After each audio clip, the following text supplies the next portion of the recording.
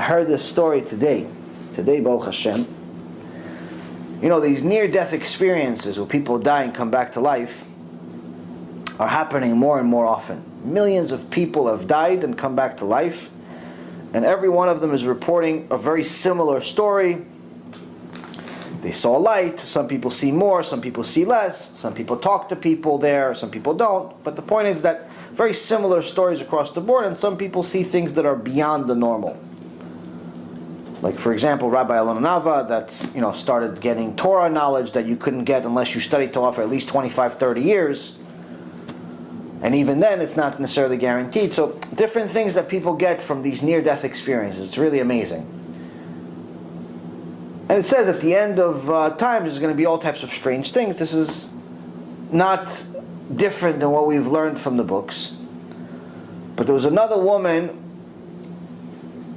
that just shared her near-death experience. She died and came back to life. And she was a religious woman. She's always been a religious woman. But she was making her own sins. She was saying Lashon Hara. She was complaining about God because her life was very difficult. And she says about herself that she, even though she was religious as far as making the mitzvot, having emunah, not so much. The operating stuff, as far as the way the world looks at her, of course, yeah, it looks, you're making the mitzvot, you pray, you look a certain part. The outside, the exterior looked perfect. But she says on herself, the interior was completely broken. And I was constantly complaining against Hashem.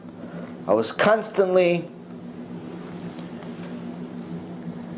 thinking that, things are not right. I was constantly saying Lashon Hara about, certain types of people. And ta-da-da-da-da.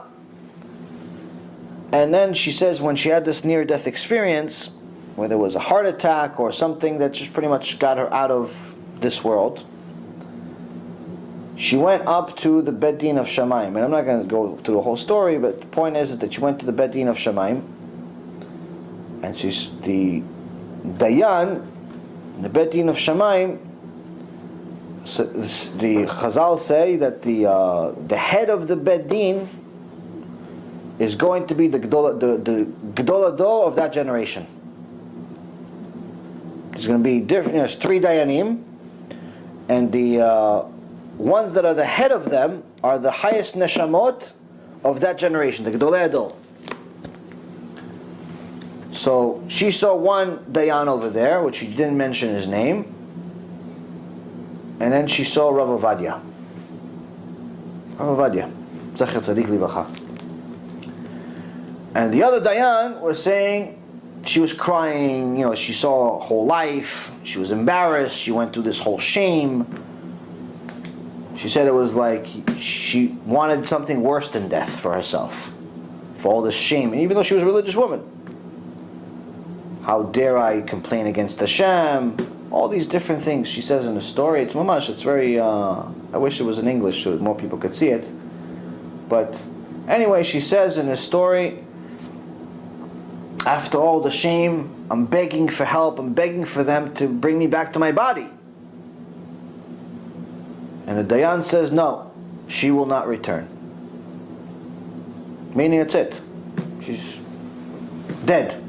And she's begging and begging him, no, please come back. I have kids, I have a husband, I promise to do tshuva, I promise to never complain against Hashem, I promise not to say Lashon Hara, I promise this, I promise that. No, not coming back. You're not going to come back. This is Dayan. This is not like police officer. This is Dayan and Shamayim. Says, no, you're not coming back. Says, no. And she's hysterical crying. But then she starts seeing the neshamot of the people she helped them do tshuva. The few people she helped, few women she helped them by teaching them how to do taharat mishpacha, how to, to keep the nida. A few people she taught them how to keep Shabbat. She says, no, help me, help me. Tell them that I taught you Torah. Tell them that I taught you this. And then Rav Ovadia says to her, you're going to go. You're going to come back. But the other Dayan says, no, she's not going to come back. He's arguing with him. She's not going to come back. Ovadia says she's going to come back. She's going to come back. She's not going to come back. Then she says, I'm crying, hysterical. Please, Kvod Harav, please, give me the chance, give me the chance, give me the chance. And the guy keeps saying, no, no, no, no, no, no, no. And then she says, Rav Ovadia slams on the table and says, I rule, she comes back. And she woke up. Oh. What's my point? Sages that are mentioned in the Gemara are people that beyond our understanding, matters of life and death, eternal good or eternal suffering, were decided just by their words. So to say, I don't agree with the Rambam. I don't think Rabbi Akiva was right. Rabbi Eliezer ben Horkonos was a little more extreme. A little this. Like, who are you, Bechlal, to even question these people, you little midget? Eternity is decided by their words, and you're saying you agree or don't agree. You even give an opinion, Bechlal? Your opinion is meaningless. You just discovered if there's a purpose to life. You're saying you're going to agree or disagree with halakha, of people that decide life or death in Shamayim. This is one of the most important valuable lessons you can learn from Avot. Who are these Avot, Bichlal? Who are these, and how can we eventually pray just to be their shoes that they threw out? Once we realize even a little bit of how great they were, then maybe we can start appreciating the Torah that you're trying to teach us. But until we get to a point of realizing how great they were, we're never going to appreciate their Torah.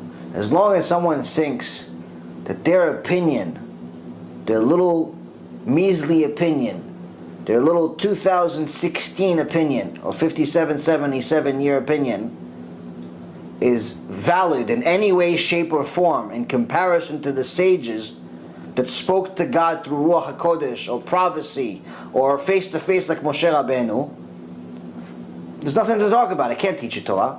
You can't learn Torah. Can't do anything. You think your opinion counts? You think you're anything? You're in a different world. You're so far away from where reality is. We have to go send you to keep watching Rabbi Chaim Kachlin's 3-minute video. Ask yourself, what's the purpose of life? What's the purpose of life? You're still in such a far stage. This is too far for you already. You understand? So the point of all this is to make ourselves better human beings.